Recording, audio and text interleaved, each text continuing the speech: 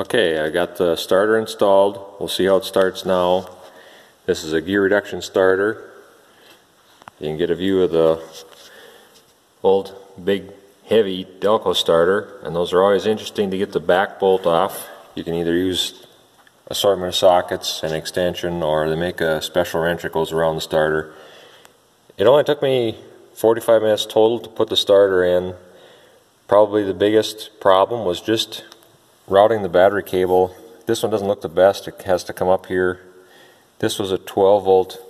I changed it over to 12 volt. It had 6 volt batteries when I first got it. I've always had 12 volt the whole time now. So this cable comes from the other side, and I kind of had to make a funny loop in there to make it work. It would be better if it was laying down here somewhere, but I just made do with what I had. The major advantage here is look how much smaller the starter is. That's really nice. Super easy to get the back bolts or back nut on and off now. And I'll give it a crank. It's the same temperature as the old starter. Nothing has changed.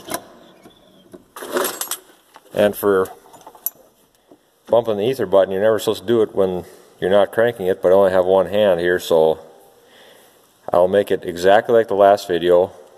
I tried a little bit after I installed the starter, and I can definitely tell it cranks a little bit faster, which is good, but again, I'm probably low on compression.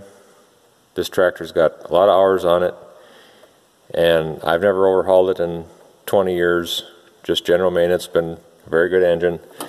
So I'll see how it goes. I know I'll have to stop and bump the ether button a couple times.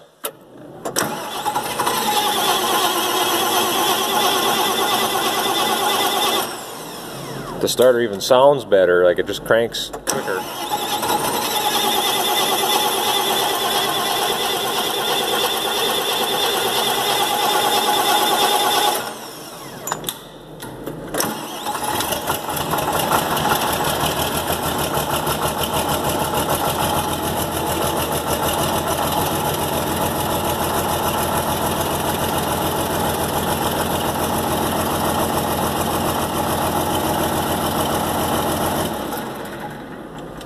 Yeah, I like it. It definitely works better.